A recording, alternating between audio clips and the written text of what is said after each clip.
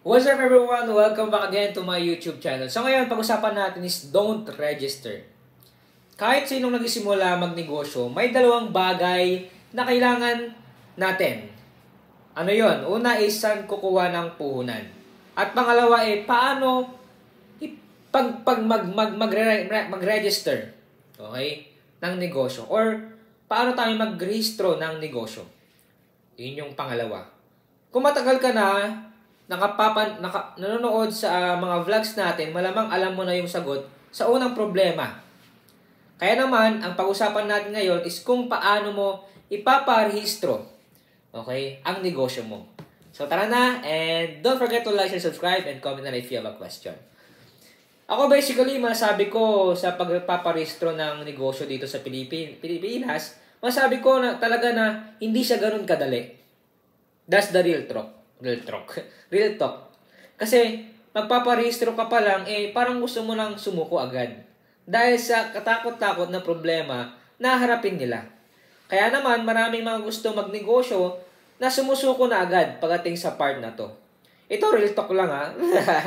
sorry. Nagmabinata tayo. Ito, real talk lang.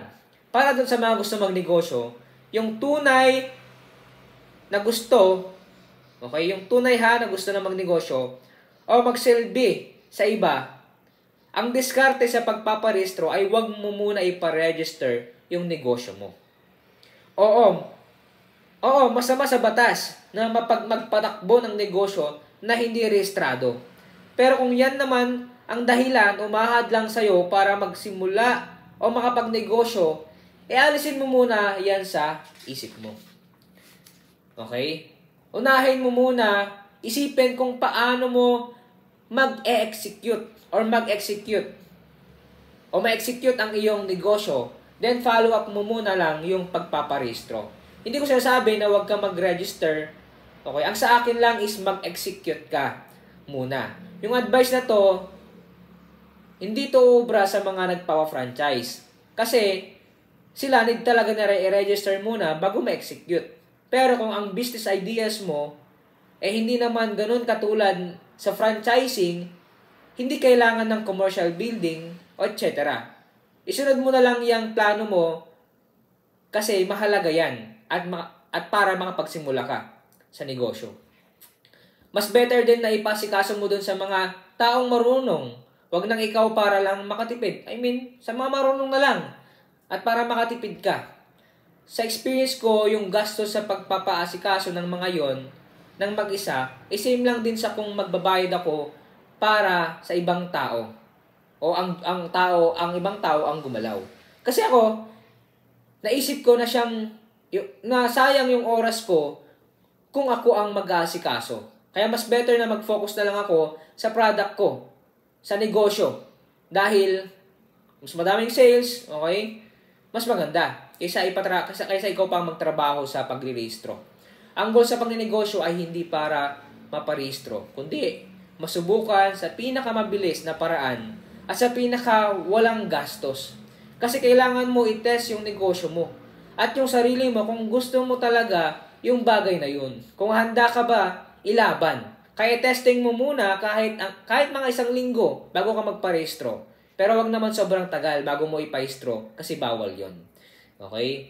So, napapaisip kayo na, di ba bawal sa batas na wag magparehistro? Tapos, kahit one week lang magparehistro ka na. Tapos, pag matagal ka na magparehistro, bawal yun. Ang ibig kong sabihin, kailangan mo nating ma-execute yung ating negosyo. Ma-test muna natin.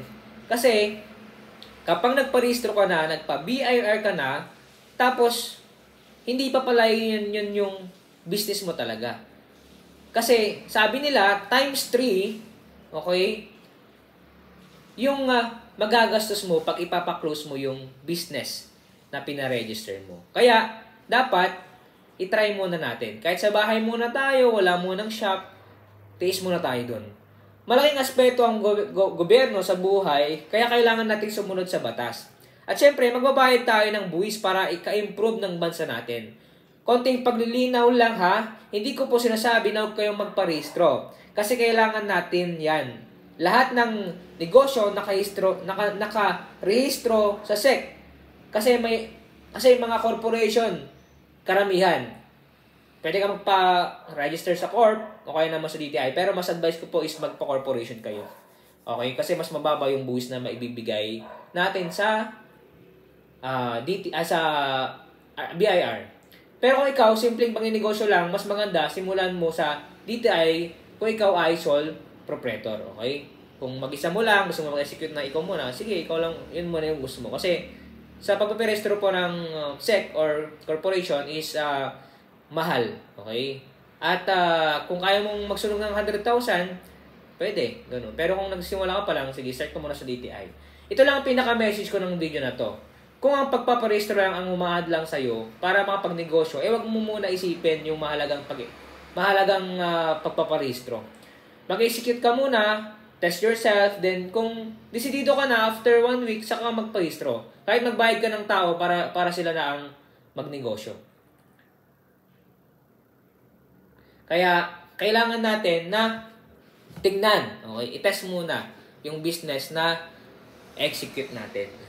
Kaya, kung ikaw natakot ka na mag-business, baka sitayin ako ng munisipyo, everything, huwag kang matakot. Kasi, kailangan naman natin i-explain na kailangan natin kumita muna. Kasi, hindi pa kumikita yung business, nagpaparehistro na tayo. Lugi tayo. Mas lalo pag nagpa-BIR na tayo. Okay? Kaya, kung ako sa'yo, start ko muna, mag-execute ka muna. Test your market. Okay? Tingnan mo kung para sa talaga sa'yo yan, kumikita talaga.